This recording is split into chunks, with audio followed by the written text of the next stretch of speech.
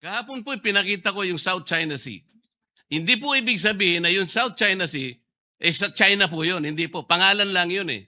Yung 6.1, yun ang chapter po doon sa S-23 para basahin po ninyo at makita ang coordinates. Wala po tayong pinagtatalunan tungkol dito. Hindi ko po kailanman dinidepensa ng China. Gusto kong palakasin ang ating paninindigan dito. Bakit hindi po tayo magkaintindihan? Napakasimple lang nun. Kahit na magdebate tayo hanggang, sabi ko nga, Kingdom Come, tungkol dito sa meets and bounds na ito, hindi magbabago yung arbitral ruling na sinasabing mali ang China, hindi dapat nagtatayo ng mga illegal structures ang China sa ating exclusive economic zone. So bakit tayo bumabalik dito sa debate ng meets and bounds? Para sa ano? Para pahinain natin yung naging award natin sa International Tribunal? Para questionin natin na yung award natin ay kulang? Para bigyang duda na tayo nga ba'y nanalo? Hindi naman po siguro. Panalo tayo, binigay sa atin yan at hindi tayo mananalo kung hindi maliwanag ang ating mga karapatan at ang ating exclusive economic zone kahit na hindi pa nade-determine ang meets and bounds. Dahil yon ang sinasabi ng UNCLOS. UNCLOS ang basehan ng ating pagkapanalo. Walang pinag-uusapang meets and bounds sa usapin po ng determination ng ating exclusive economic zone, Mr. President. Kung maintindihan ng ating butihing senador yun, hindi tayo magkakaroon ng ganitong hindi pagkakaunawaan. Thank you, Mr. President. And thank you to the good senator from the province of Tarlac and Quezon City. Mr. Pampanga, President. Mr. President. Oh, Pampanga and And Quezon Quezon City. I'm sorry for that. Mr. President, may I begin my interpellation by a short manifestation or rejoinder for that matter, considering that my interpellation was cut short yesterday. May I proceed, Mr. President? Mr. President, my interpellation yesterday was not intended to weaken our national position on our sovereignty, on our sovereign rights, but to strengthen it through clarity.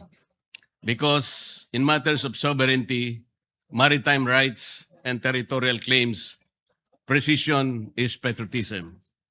Ang layunin ko po dito, Mr. President, ay hindi upang ipagtanggol ang anumang banyagang interes, katulad ng China, kundi para patatagin at linawin ang ating paninindigan bilang isang bansa, upang kahit karaniwang mamamayan ay lubos na maintindihan ang sitwasyon, lalo na sa West Philippine Sea. Dahil ang pagtatanggol sa bayan ay nagsisimula sa pag-unawa at katotohanan. The purpose of my questions yesterday, Mr. President, was to point out gaps in our understanding and knowledge of the West Philippine Sea, in that there are key aspects that the arbitral award did not resolve, and that our laws from PD 1596 to RA 9522 and RA 1264 did not address. Thus, my call is for an open discussion of the issues as mature, not amateur persons.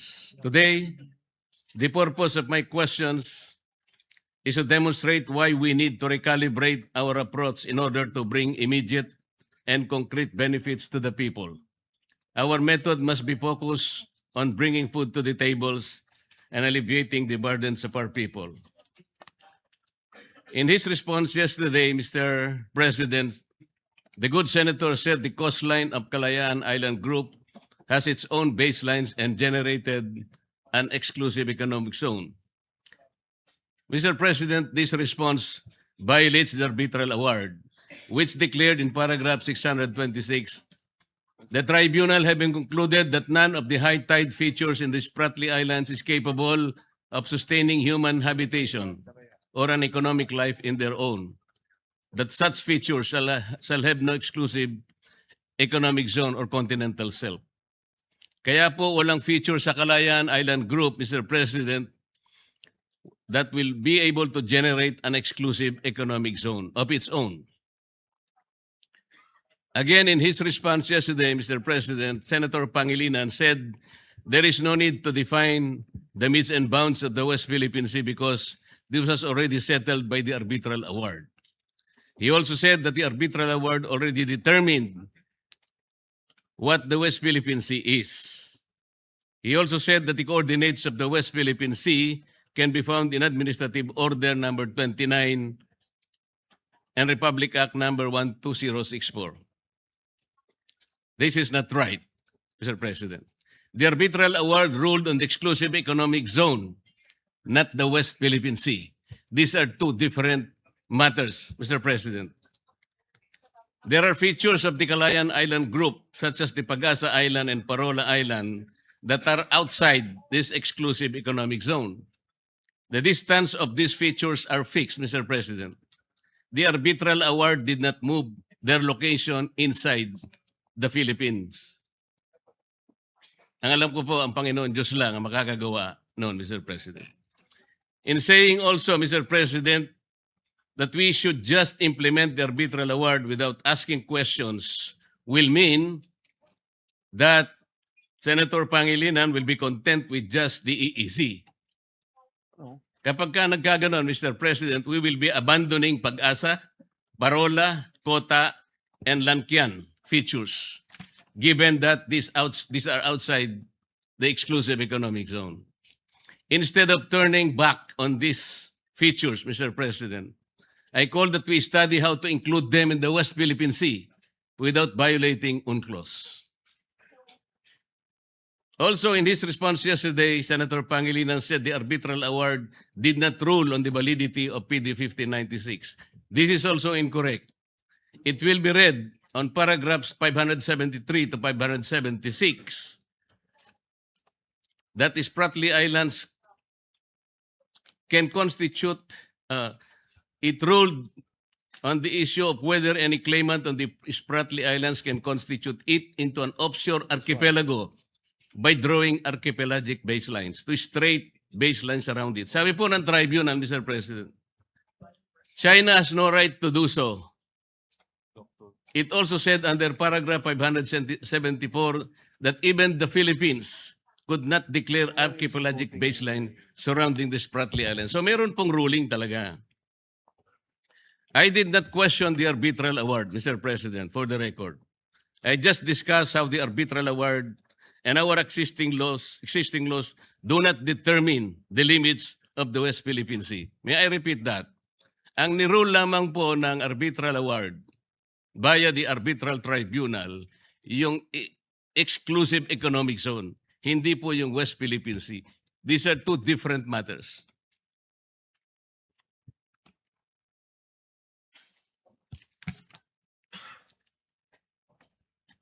In his response yesterday, Mr. President, Senator Pangilinan quoted the figure 500,000 square kilometers from Justice Carpio's book. Yet in Justice Carpio's decision in the Supreme Court in the case of Magallona versus Ermita, Mr. President, he quoted the government figure that the total area of Philippine EEZ is at 500,000 square kilometers, but only 382,669 square kilometers. If in his book, Justice Carpio included the Philippine rice in his computation, that is also questionable. Para kasing ang nangyari, parang sinama po nila yung Philippine rice. Nobody can claim the waters above Philippine rice. Bullet points lang. Those are high seas, Mr. President. Nobody can claim Philippine rice. This is not a territory. As the Philippines cannot claim them, neither China can. What the Philippine applied and registered for is the exclusive right to exploit the Philippine rice, Mr. President. The only way for China to grab the right is to apply and register with the United Nations. China did not oppose our application in the Philippine rice. It has not applied for that right until now, Mr. President.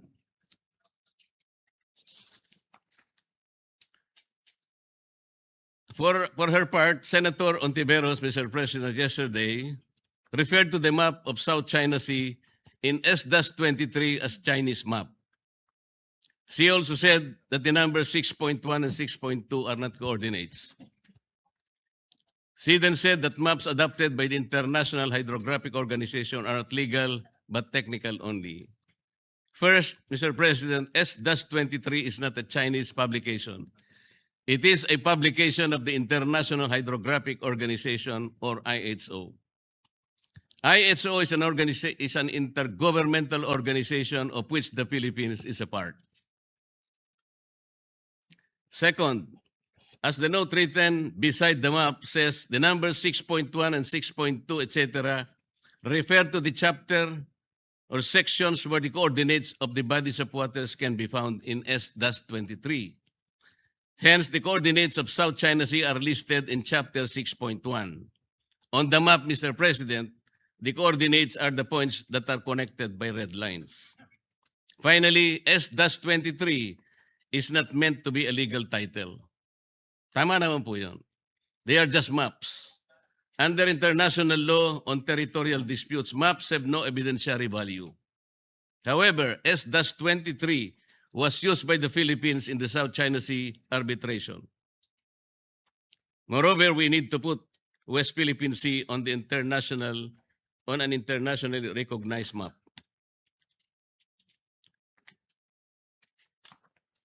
Let me begin now, Mr. President, by showing two maps. Pwedeng pakilagay yung first map.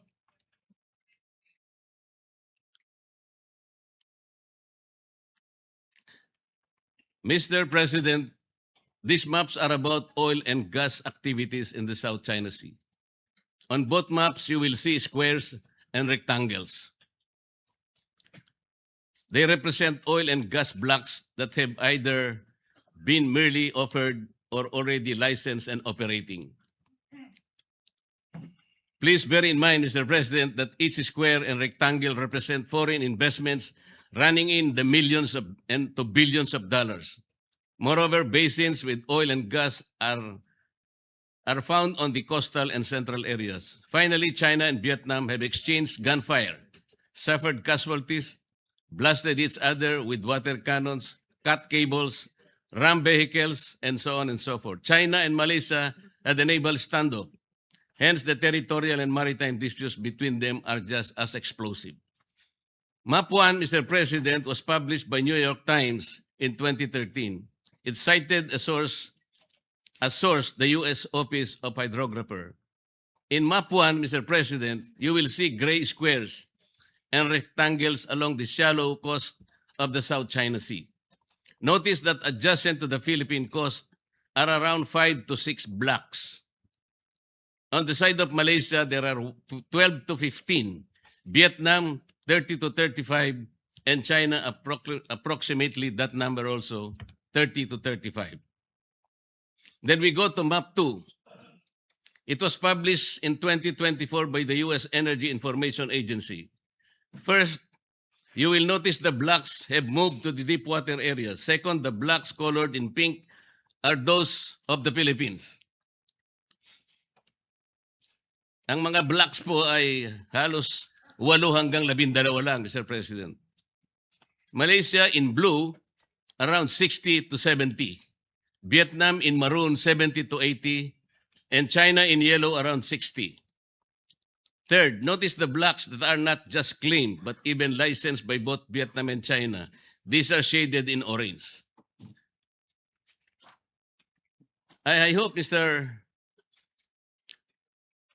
President, the good senator will agree that from these maps, we derive numerous lessons. First, despite the arbitral award, oil and gas activities on the Philippine side have stagnated. 6 to 8 lang. Second, it is obvious that the oil and gas activities of Malaysia, China, and Vietnam are robust, if not booming. Third, the licensing overlaps are being managed by experts at the enterprise and state levels. Hence, we hear about flare-ups between China and Vietnam, but they do not escalate. In fact, some of the overlapping blocks are operated by one international petroleum corporation. Fourth, even as their past relations are violent and the present relations are also tense because of the conflicting claims to Spratly Islands and Paracel. They engage in joint exploration and development, Mr. President. Fifth, Vietnam and Malaysia are cooperating and progressing with China. Nobody can accuse them of being pro-China.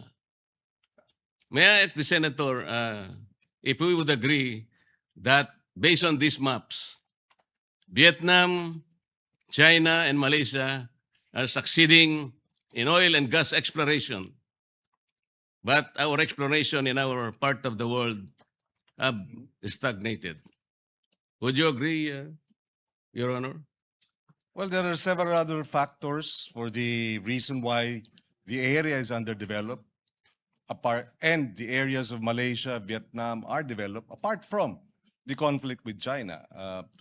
In fact, just 2 weeks ago, there has been a discovery of natural gas deposits in the Malampaya area. So there are many factors. It is not just the conflict with China that is a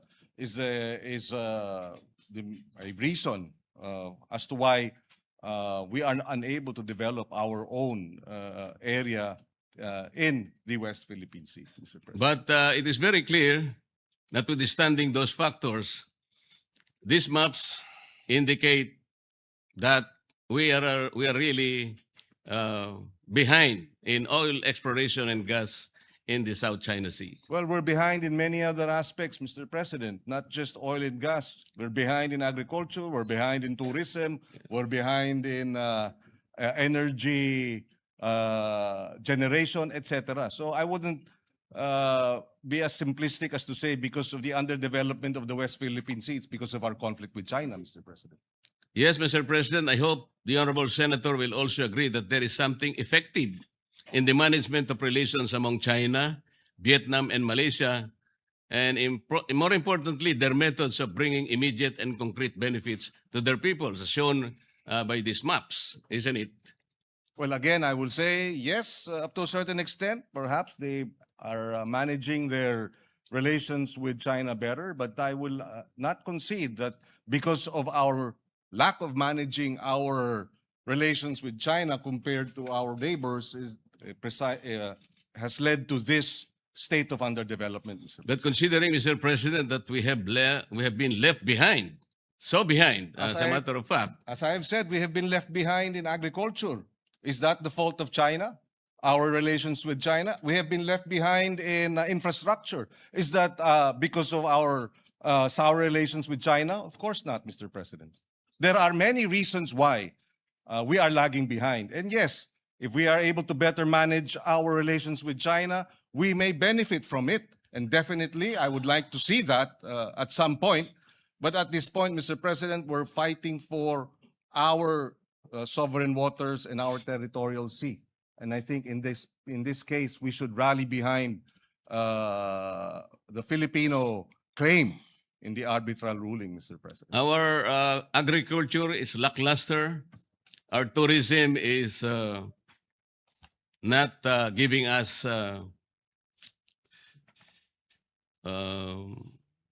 good statistics.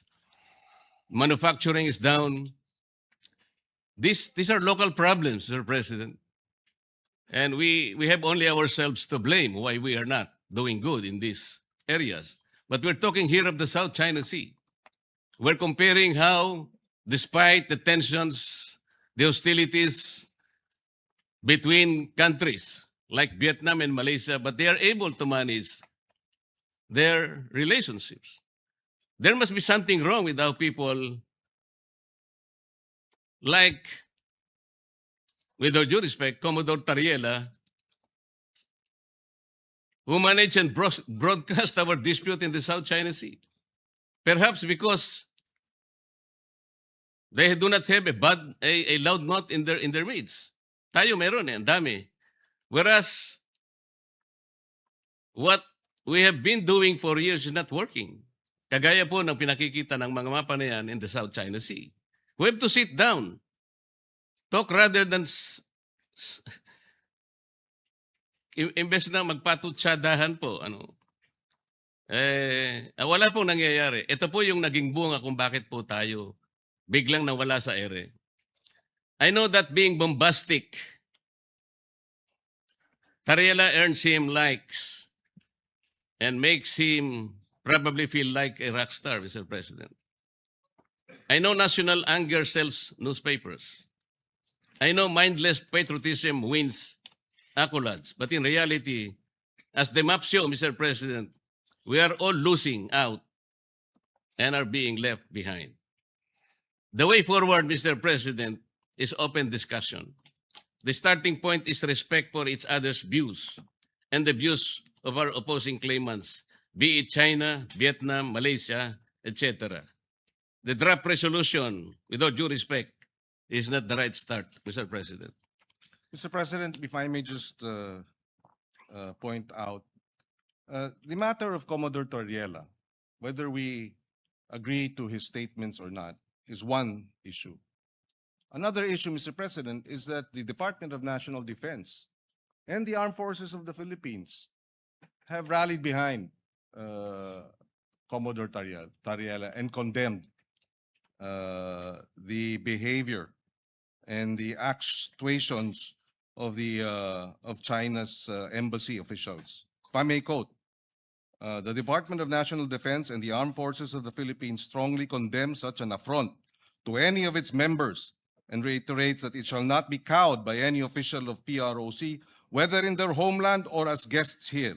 And we shall continue to speak against their lies and malign actions when such are committed. That is our Department of National Defense. That is our Armed Forces of the Philippines, Mr. President. The very least that we should do as a Senate is rally behind our Department of National Defense and our men in uniform who risk their very lives to defend the West Philippine Sea, Mr. President. So the actuations of Commodore Torriela may not be, may find discomfort with some of our colleagues, and we will respect that. But our defense establishment and our armed forces have spoken. And I believe senators must rally behind and defend and support our defense establishment in view of the aggression and the of China in our sovereign waters and our exclusive economic zone, as well as our continental shelf, Mr. President. I will go to that point, Mr. President. But we can also draw lessons from the experiences in the Philippine Sea. In 2008, Malaysia and Indonesia had a naval standoff when Indonesia found oil and gas in Ambalat Field and Ambalat East, and Malaysia offered the same areas as Block, ND6 and ND7. To de-escalate, they agreed to a moratorium in 2009. Last year, their national petroleum corporations agreed on a joint exploration and development. We ourselves are experienced in cooperation in the Philippine Sea. Let me show another map. This is the last map, Mr. President.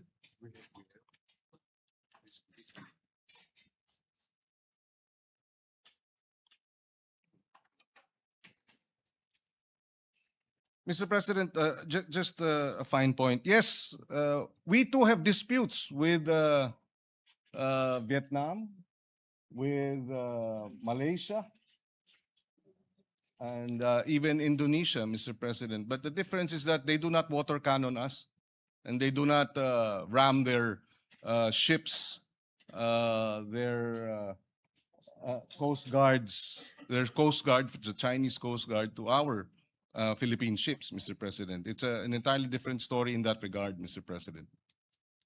Let me show you this map, Mr. President. This map is from the US-funded think tank Asia Maritime Transparency Initiative, or AMTI. On the map are areas marked with X. On the upper right hand of the South China Sea, the mark refers to the exclusive economic zone and continental shelf overlap between the Philippines and Taiwan. We have a fisheries and law enforcement agreement there. On the lower left hand, Mr. President, the mark represents the dispute over extended continental shelf between Philippines, Malaysia, and Vietnam. We are in discussion with Vietnam now. On the bottom corner are disputes over Sabah and the territorial sea and contiguous zones it generates.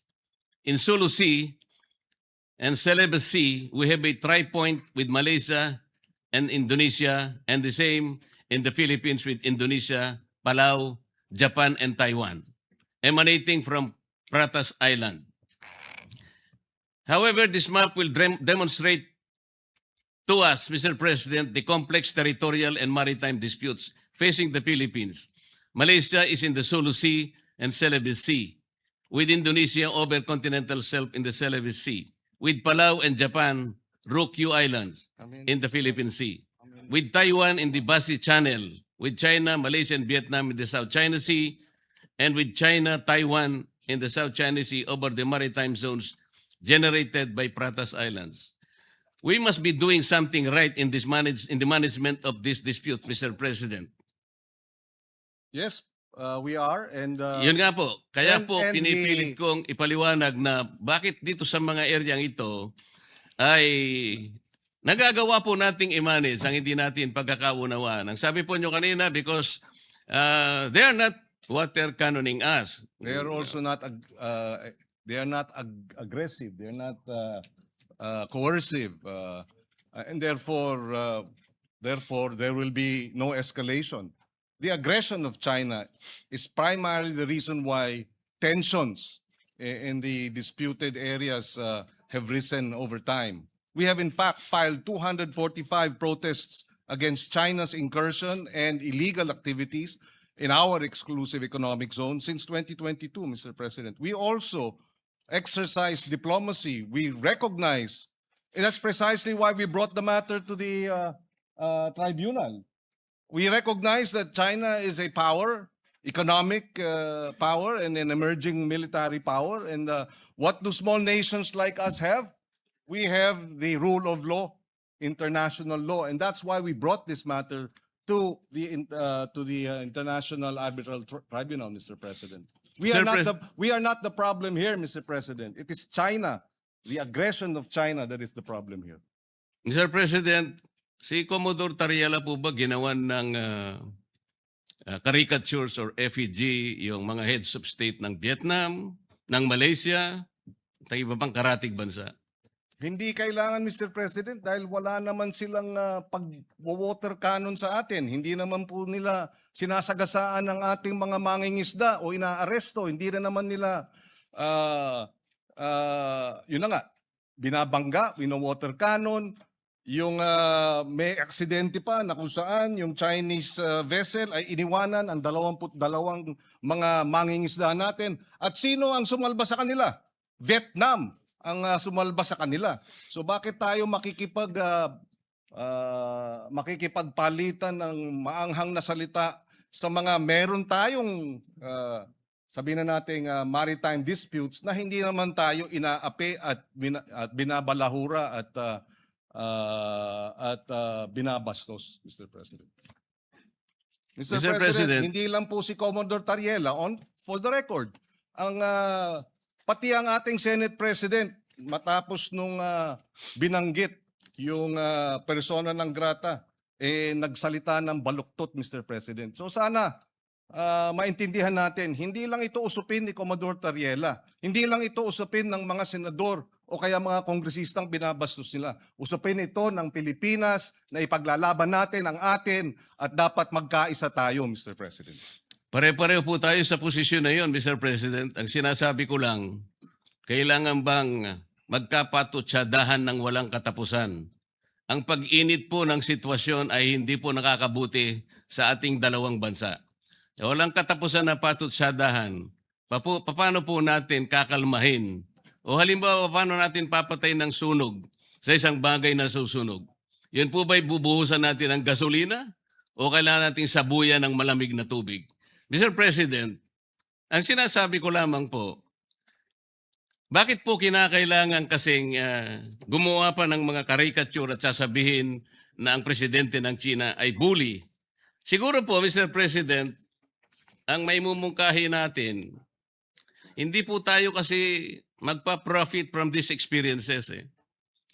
Ang DFA, ang BIFAR, ang DNR, ay sila pong nagmamanage ng ating mga disputed seas. Pero nagkakaroon po tayo ng progreso. Hindi po sila nagano ng mga caricatures o megaphone diplomacy. They did it diplomatically, diligently, and without fanfare, Mr. President, working with their counterparts in settling our differences with our nations. Ang sabi po kasi ninyo, Mr. President, Your Honor, na wala pong anumang ginawa ang ating mga maliban sa China, ang Vietnam o kaya yung ibang bansa ay walang nagawa. Nakalimutan po ba ninyo, Mr. President, in the context of our maritime disputes, we have shot and killed 2 Vietnamese fishermen in 2017 and 1 Taiwanese fisherman in 2013. Did Vietnam and Taiwan accuse us of sowing fear and interfering in our capacity to defend our claims? Gusto ko lang pong ipasariwa sa inyo yung ganon. Talaga pong nagkakaroon ng ganon eh. Ngunit sila, hindi naman tayo ginawan ng masama kahit na nakapatay tayo ng ilan sa kanilang mga tao. Ang pinag-uusapan po natin, anong patutunguhan natin kung patutsadahang walang katapusan? Mr. President, if I may, the incidents mentioned by the good senator from Tarlac are isolated incidents from Vietnam and Taiwan. These are isolated incidents. This is not in the same realm as China's 24/7 acts. 365 days a year, 24 hours a day, 7 days a week, incursion and threatening. And Mr. President, Taiwan or Vietnam did not threaten us publicly. 2 weeks ago, the Embassy of China said the uniform, if I may quote, a word of advice to relevant individuals in the Philippines: immediately stop making provocations and stop confusing right and wrong, or they will pay the price for what they did. Embassy officials sa Pilipinas, tinatakot tayo. Tama ba yun? So again, Mr. President, yes, we have had these incidents with Vietnam.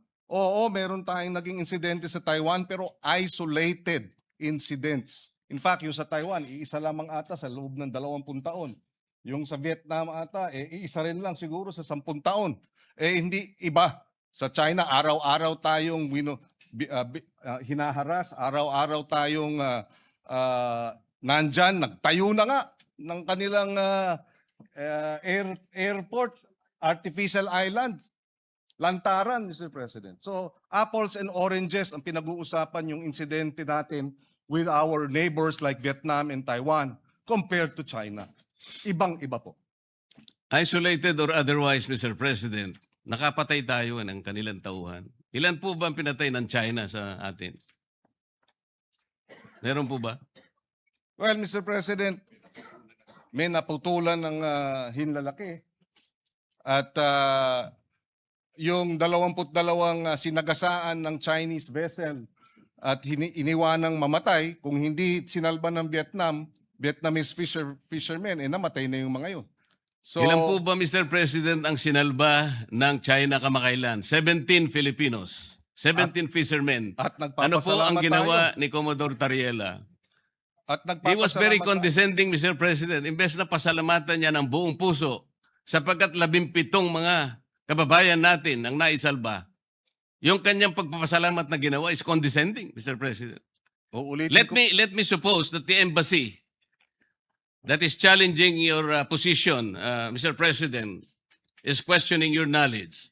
What if the Vietnamese or Malaysian, what if China tells the Philippine embassy in Beijing not to post or publish views that contradict the international law opinions of Chinese officials? Would that be acceptable to the Philippines? I'm sorry, Mr. President. I beg your indulgence. You are saying that if Vietnam publishes, sorry, I missed the No, the what last- if China tells the Philippine embassy in Beijing not to post or publish views that contradict the international law opinions of Chinese officials? Would that be acceptable to the Philippines? Halimbawa lang, sinabihan yung ating embahada doon. Huwag kayong magpapublish Yes, ng mga well, views. Well, Mr. President, that's their country. They will do what they will do. They will, in fact, there is no freedom of the press in China, Mr. President. So, if the government does that, then we will have to respect their position because we are merely guests in China, just as they are merely guests in the Philippines, Mr. President. I would disagree, Mr. President. That will be unacceptable to me. Another question. The Philippine Embassy in Beijing assists the Philippine Coast Guard and DND in monitoring Chinese vessels in the West Philippine Sea. Have you heard China complain that this essential work of the Philippine Embassy interferes with Chinese internal affairs? Mr. President, whether they complain or not, they're already in our exclusive economic zone. I'm sorry, but I'm trying to understand the position of the good gentleman in his defense of China and their position. I am not defending China, Mr. President. I said, sinabi ko na kanina, ang ating discussion ngayon is not in defense of any other countries. We are defending Philippine interest. Ang pangyayari lang, kailangan nating linawin, ano ba talagang pinagtatanggol natin? Kung hindi po tayo nakatitiyak kung anong area ang pinagtatanggol natin, hindi po malinaw. Pati paggasta natin ng budget, kung alin ang dedepensahan natin. Yun lang ang punto rito eh. At pinaliliwanag ko kanina pa sa pamagitan ng mga mapa, hindi po nagkakaroon ng positibong resulta sa ating bansa, yung pagbabangayan. Nakita na po natin the South China Sea is rich in mineral deposits, in oil and gas. Nauhuli na po tayo dahil patutsadahan ng patutsadahan. Bakit nagawa po ng ibang bansa? Bakit hindi po natin magawa? Dahil nga po sa walang katapusang patutsada. Tingnan po natin ang West Philippine Sea, Mr. President. Ang sabi po natin, wala pa po kasi sa mapa. Bakit po wala sa mapa, Mr. President? Kasi po hindi ginagawa ng ating mga ahensya ang dapat gawin. Ang sabi po kasi sa Administrative Order number 29, which was issued on September 5, 2012, more than a decade ago. Sabi po sa Section 3 ng Administrative Order 29, the National Mapping and Resource Information Authority, NAMRIA, shall produce and publish charts and maps of the Philippines reflecting the West Philippine Sea in accordance with this order. And finally, on November 8, 2024, the National Mapping and Resource Information NAMRIA committed to release a new Philippine map that includes the West Philippine Sea. But up to now, regrettably, Mr. President, this remains unfulfilled. Bakit hanggang ngayon ay wala pa ring mapa? What specific obstacles have prevented the production and publication of this map for over 10 years? Does NAMRIA dispute that Section 3 uses the word shall indicating mandatory and not a discretionary duty? Mr. President, kung wala po tayong mapa na maibibigay sa IHO at madideposit sa United Nations, hindi po kailanman uusad ang ating itinataguyod na sana mailagay sa mapa ng mundo ang West Philippine Sea. Mr. Bakit President, hindi po natin, Mr. President, paano po natin may pagtatanggol ang teritoryo kung wala tayong malinaw na mapa, Mr. President? Mr. President, nabanggit na natin ito kahapon. Bumabalik tayo ulit doon sa usapin na ito. Pero babanggitin ko ulit, Mr. President. Maliwanag, Mr. President, na under Republic Act 9522, yung baseline law, Republic Act 12064, Philippine Maritime Zone Act, at yung AO 29, maliwanag na in-identify ang West Philippine Sea. Diyan nakasaad yung extent ng West Philippine Sea.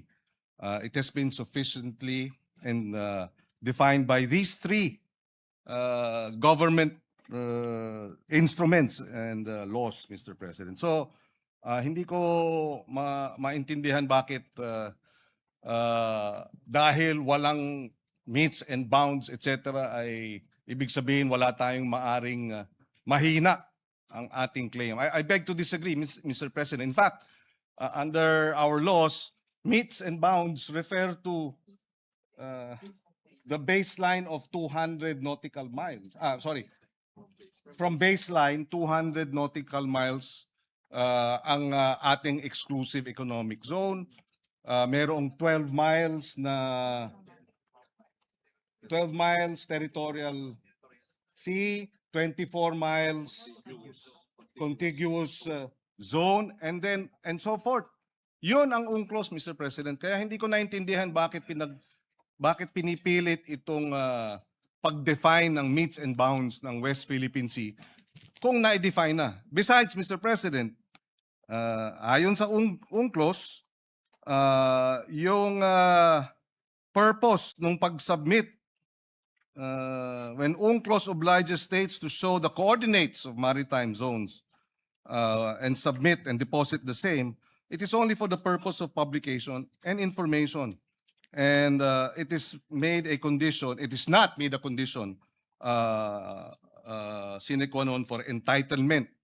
This is, Mr. President, UNCLOS Article 16, 75, and 84. So, hindi ibig sabihin dahil hindi natin nasasamite sa UNCLOS, gaya ng nabanggit ng ating butihing senador, na wala na tayong kapangyarihan o lakas o basehan para ipaglaban yung West Philippine Sea, Mr. President. It is only for purposes of publication and information. Mr. President, ang laki po talaga ng hindi natin pagkakaunawaan sa bahaging ito. I am not questioning What is this? the extent of the exclusive economic zone. This is 200 nautical miles from the baseline. That is also the extent of our continental shelf. Contiguous zone is 24 miles, nautical miles. Territorial sea is 12 miles from that basic line. Hindi po yun ang pinag-uusapan natin, Mr. President. Sinabi lang kasi ng AO 29 and Presidential Decree 1596, dinefine niya lang yung West Philippine Sea. Ang kulang, sabi po ng steps na dapat gawin, sinabihan nga ng executive order ang NAMRIA . Gumawa ka na ng mapa, kasi po yung mapa, yan po yung magbibigay ng coordinates. Isasubmit po yan. Ito, basahin ko na po. Section 4 of Administrative Order 29, Series of 2012, requires relevant government agencies such as the DFA, kasama na po yung DFA, not only to deposit with the United Nations Secretary General the country's official map reflecting the West Philippine Sea, but also notify international bodies such as the International Hydrographic Organization of the same. Ayun po Section 20, Section 4. Kung hindi po tayo magsasubmit ng mapa, saan po kukunin ng coordinates? Yun lamang po ang paraan para po yung ating pinapangarap, pinapanaginip na West Philippine Sea, mailagay naman po sa mapa. Yun po ang pinakamaganda. At pagkatapos nating mailagay sa mapa, ay lalakas po lahat ang ating paninindigan dahil nakalagay na po sa mapa . Kahapon po pinakita ko yung South China Sea. Hindi po ibig sabihin na yung South China Sea, sa China po yun. Hindi po. Pangalan lang yun . Yung 6.1, yun ang chapter po doon sa S-23 para basahin po ninyo at makita ang coordinates. Wala po tayong pinagtatalunan tungkol dito. Hindi ko po kailanman dinidepensa ng China. Gusto kong palakasin ang ating paninindigan dito. Bakit hindi po tayo magkaintindihan? Napakasimple lang nun. Wala pong coordinates talaga. Ang mapa lang po ang magbibigay ng coordinates. Malamang marahil hindi tayo nagkakaintindihan dahil gaya ng nabanggit ko kahapon, kahit na magdebate tayo hanggang, sabi ko nga, Kingdom Come, tungkol dito sa meets and bounds na ito, hindi magbabago yung arbitral ruling na sinasabing mali ang China, hindi dapat nagtatayo ng mga illegal structures ang China sa ating exclusive economic zone. So bakit tayo bumabalik dito sa debate ng meets and bounds? Para sa ano? Para pahinain natin yung naging award natin sa International Tribunal? Para questionin natin na yung award natin ay kulang? Para bigyang duda na tayo nga ba'y nanalo? Hindi naman po siguro. Panalo tayo, binigay sa atin yan at hindi tayo mananalo kung hindi maliwanag ang ating mga karapatan at ang ating exclusive economic zone kahit na hindi pa nade-determine ang metes and bounds. Dahil yon ang sinasabi ng UNCLOS. UNCLOS ang basehan ng ating pagkapanalo. Walang pinag-uusapang metes and bounds sa usapin po nung determination ng ating exclusive economic zone, Mr. President. Sana po, kung maintindihan ng ating butihing senador yun, hindi tayo magkakaroon ng ganitong hindi pagkakaunawaan. Binanggit po ninyo kahapon yung Administrative Order 29 at saka yung Republic Act 12064. Ang sabi po ninyo, doon makikita yung mga coordinates. Basahin po ninyo kung merong Hindi coordinates po doon. natin Wala po. sinabing doon po makikita ang coordinates. Ang sinabi po natin ay nakadefine doon ang ating ang West Philippine Sea. Dinefine nga po, Mr. President, na pinag-uusapan, paano maitatala nga po sa mapa? Ayaw po nating itala sa mapa, Mr. President. Yun lang po ang punto eh. Binabanggit kasi natin at sa batas natin, ni-require po ang NAMRIA at ni-require din ng DFA na mag-submit ng mapa hanggang ngayon. 12 years na po ang nakararaan. Ba't hindi po natin maitala? Point of information, Napaka-importante Mr. po President. na magkaroon. Just for the information of the good senator, 2024 meron na pong mapa ang NAMRIA. So hindi totoong wala pang Ang sinasabi ko po, Mr. President, hindi po sinasubmit sa mga kinauukulang dapat hindi po, ang ipag-submit. sinabi po ninyo wala pang mapa. Iba po yung hindi sinasubmit. Kahit na may mapa po, kung hindi nyo sinasubmit, hindi rin po tayo Pero magtatagumpay sa correction ating lang po. paninindigan na maitala natin po sa pandaigdigan talaan ng mga dagat ang West Philippine. Hindi po ba importante sa inyo na maitala natin ang West Philippine Sea? Mr. Point of information, Mr. With the President. indulgence of Senator Pangilinan, Senator Risa Ontiveros, you're recognized. Salamat po, Mr. President. Tama po si Senator Pangilinan. Ang totoo po, dun sa mapang itinatanong ng mabuting Ginoo, NAMRIA has prepared the maps anchored on the newly signed Philippine Maritime Zones Act and Philippine Archipelagic Sea Lanes Act and complying with UNCLOS and is awaiting the final implementing rules and regulations for publication. So nandun na po, Mr. President, ang mapa. Salamat po, Mr. If I may likewise add, Mr. President, ito ay the information relayed to us by Dr. J. Batumbakal. He's the director of the UP Law Center, Institute for Maritime Affairs and the Law of the Seas. And he says, and I quote, when UNCLOS obliges states to show the coordinates of a maritime zone on charts of appropriate scale and to deposit them with the UN Secretary General, Article 16, 75, and 84, it is only for purposes of publication and information and is not made a condition sine qua non for entitlement to the maritime zone concerned. In fact, even before UNCLOS was open for signature, states fully recognized the entitlement of other states to territorial seas, even without published coordinates. Deposits of charts containing the coordinates of the UN does not create any legal effect and does not imply approval by the UN. The UN is not a register of deeds for maritime zones of states. The absence of legal effect of deposit is clearly provided for even in the UN website. So yung ang inaalala ng ating ginoong Senador Marcoleta ay hindi nakakadagdag ng legal entitlement ang pagdeposito sa UN Secretary General under Articles 16, 75, and 84 of the UNCLOS. So, ibig sabihin, Mr. President, yung Section 3 at saka Section 4 ng Administrative Order number 29, ay babaliwalain na natin. Inuutusan po kasi ang NAMRIA at saka ang DFA na gumawa ng mapa at i-deposit nga sa United Nations and notify accordingly relevant international organizations such as the International Hydrographic Organization and the United Nations Conference on the Standardization of Geographical Names. Hindi po importante sa atin yung Administrative Order number 29. Yung Administrative Order number 29, Mr. President, ay 2012. Yung Republic Act 12064, yung Philippine Maritime Zones Act, ay 2024. So superseded na yung binabanggit na provision ng RA 12064. Mr. President, hindi po ganun. Wala pong nasusupersede dito. Yung 12064, nire-enforce nga po eh. Pati yung Presidential Decree 1596. Basahin po ninyo lahat para magkaintindihan tayo ng lubusan. Ang pinag-uusapan po kasi natin, while our laws define the extent of our West Philippine Sea, tayo naman po itinatagubilin na gumawa ng paraan para sa ganun, maisama pa yon para po yung mga coordinates na yon ay maisumite sa United Nations Secretary General at sa mga kinauukulang mga ahensya internasyonal. Yun po kasi ang sinabi ng mga batas natin. Sapagkat alinman sa batas natin, walang sinasaad na coordinates. Ang coordinates po, ang gagawa po niya NAMRIA.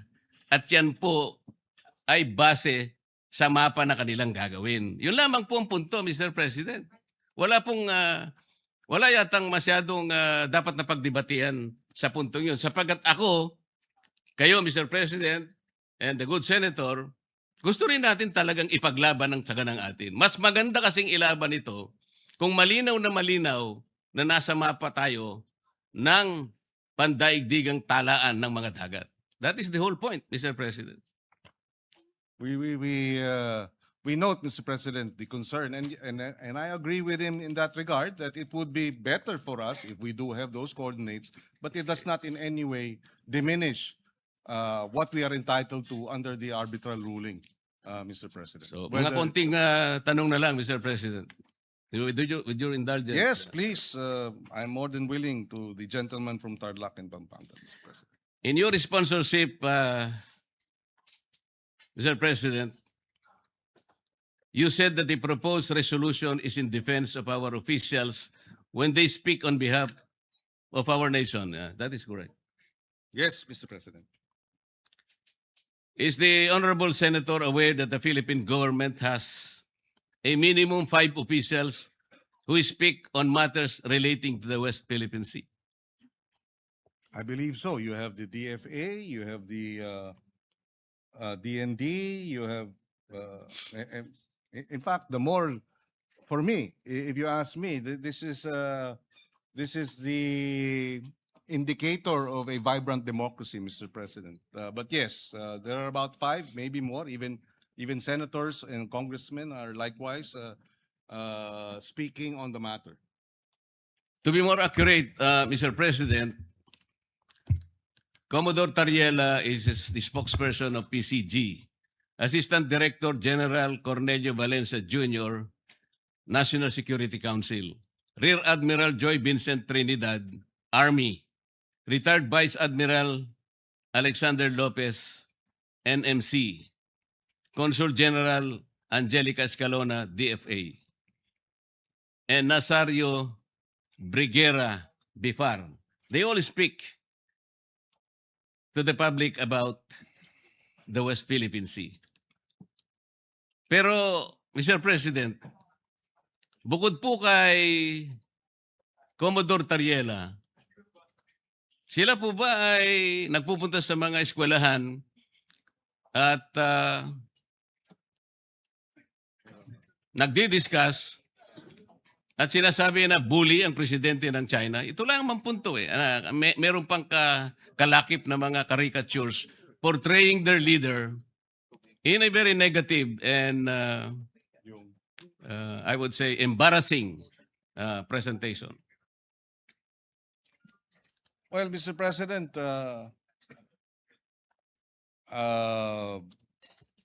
I would defer to our men in uniform. Isn't that part of the Philippines' right to expression? That too, Mr. President. Yes. First, I would.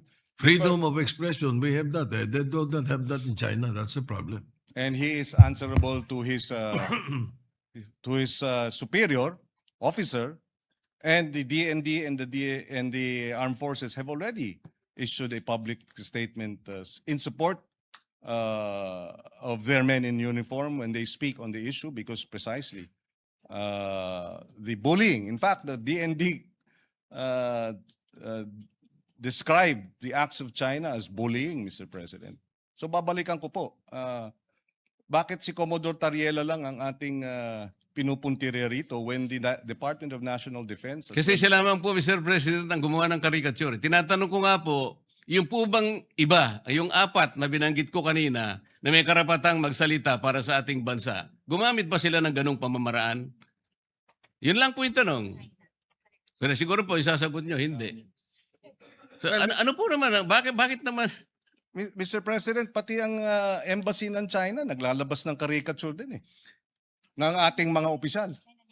Ang China News. Ayan, si President. China News, Mr. President, talagang ganun po yun eh. Iba po yung lampon, iba po yung Ayan po. caricature na nilitaw po ng mga editorials. Kagaya po sa atin, sa ating bansa, kung ano-anong caricature, kung ano-ano, para lamang i-dramatize po yung kanilang gustong puntahan. Pero ang pinag-uusapan dito, si Commodore Tariela lang ang gumamit ng caricatures bilang spokesperson ng Philippine Coast Guard. Mr. President, alam naman natin yung China News hawak ng Communist Party of China. Sino po bang may hawak ng ating mga news sa Wala Pilipinas? namang lalabas na hindi aprobado o merong go signal ng Communist Party of China. Iba ang sitwasyon sa kanila, hindi tayo'y demokrasya. At ang punto natin, Mr. President, totoo, wala dun sa 5, pero ang ahensya mismo, ang DND na mismo at ang Armed Forces of the Philippines ang nagsabing they support the statements of their men in uniform. In fact, uulitin ko kasi nabanggit ko na kanina. Ulitin natin, no? Sabi nila, it was reported that the spokesperson of the Chinese Ministry of Foreign Affairs made a statement containing the following, quote unquote, certain Philippine Uniformed Service members driven by personal political motives. Doon pa lamang, Mr. President, lahat tayo rito, parliamentarians tayo, alam natin, it is unparliamentary to question motives, Mr. President, when official action is being undertaken or official decisions are made or proposals in parliamentary proceedings. So, sumagot ang Department of National Defense. Ay, ulitin ko, the DND and the AFP strongly condemn such an affront to any of its members. So kung pupuntiryan natin si Commodore Tariela, dinedepensahan na nga. They consider it an affront. The DND and the AFP have considered the statement of China as an affront to any of its members. Tapos tayo, sasabihin natin, teka muna, hindi dapat. Mr. President, we should, again, I will reiterate, when the DND and the AFP speak as regards national security concerns, we should rally behind them. We should provide them the necessary support because they're the ones who face the Chinese aggression 24/7, 365 days, Mr. President. And they deserve our support rather than our castigation and our condemnation. We should Mr. condemn President. China, not our men in uniform, Mr. President. Mr. President, kung totoo man na talagang sinusuportahan ng armed forces yung... Totoo ho, statement po nila eh. kaya nga Binasa- po, payagan nyo kung Opo. i-continue ang Thank aking pagtatanong. Yung pong lahat ng cabinet members po, cabinet secretaries, they're alter ego of the president. Kung halimbawa po nagsalita na ang presidente, magsasalita po ba sila inconsistent with the statement of the president? I'm asking this question, Mr. President, because on January 29, a few days ago, 2026, the Philippine News Agency released this particular statement from the President of the Philippines. By whom? PBBM supports a firm with diplomacy approach in dealing with the rising war of words between Philippines and the Chinese officials over the West Philippine Sea.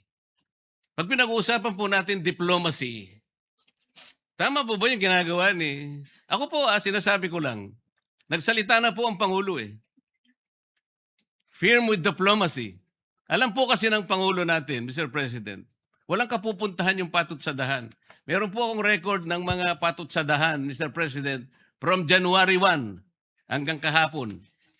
Ito po, January 1, nanggaling po sa ating iginagalang na senador. January 9, galing po ay Commodore Tariela. January 10, Tariela na naman. January 12, Philippine National Maritime Council. January 13, Representative De Lima. January 15, Commodore Tariela. January 14 and 15, Commodore Tariela. January 16, Tariela pa rin. January 16, Representative Shell Jokno of the House of Representatives. January 17, National Maritime Council. January 19, Akbayan Party List. January 20, Senator Ontiveros posting on her FB. January 22, Tariela na naman. January 23, again, Senator Ontiveros and Strat-Based Institute. January 23 again, nasama po kayo, Senator Kiko. January 24, Tariela na naman. Napakarami po, tatlo yung kay Tariela on January 24. January 25, Senator Erwin Tulfo. January 26, si Tariela na naman po. January 27, si Tariela na naman po. Sa tuwing ganito ang ginagawa natin, sagot ng sagot po ang Chinese Embassy. So wala na pong katapusan na pag-iringan at pasaringan na po ito, Mr. President. Ito po bang tagal ng pagpapatsadahan na to, Mr. President? Nakakahuli po ba tayo kahit na ilang kilong galunggong lang sa West Philippine Sea? Bumababa po ba ang presyo ng bilihin ng dahil sa patutsadahan na ito? Ito po ba'y makakatulong sa atin? Kagaya po ng pinost ko kanina, yung po bang nasusunog na gusali? Para mapatay mo yun, sasabuyan mo ba ng gasolina? O bobombahin mo ng tubig na malamig, Mr. President? Ito lamang po ang pinakapunto rito eh. Mr. President, wala po akong ginagawa para depensahan ang China. Ang ginagawa ko po para magkaisa tayo, hanapin natin ang talagang paraan, paano natin lalong palakasin ang paninindigan na to at magsimula tayo. Sana po maitala natin sa lalong madaling panahon yung mapa ng West Philippine Sea at magkaisa tayo ngayon. Ipilit natin yun. Pero kung wala pa po yun, yun nga po, puro ang tinatawag po natin ay megaphone diplomacy na hindi po nakakatulong kahit paano natin kwentahin, Mr. President. Maraming salamat po, Mr. President, at maraming salamat sa inyong panahon, good Senator. At sana'y sa mga susunod pang panahon ay makapiling natin ang mga ilang taong binanggit sa kapulungan ito para magkaroon po tayo ng kahit na seminar lang. Lalo po nating mapag-aralan kung saan tayo nang gagaling sa lahat ng panig, Mr. President. Thank you. Maraming salamat sa ating ginoong Thank you. Kabalen from Tarlac and Pampanga. We may disagree with a number of his views, but we will agree to disagree with respect. Maraming salamat, Mr. President. Thank you. I would just like to find out kung sino yung naglista at kumuha ng listahan ng mga sinasabi laban sa China na napakarami. Saan kaya galing yan? Nilista lahat ng sinasabi laban sa China, kung sino man yun. But hindi, no? Baka nire-report po sa Beijing. Siguro, baka Chinese Embassy siguro. All right. Majority Leader. Thank you, Mr. President.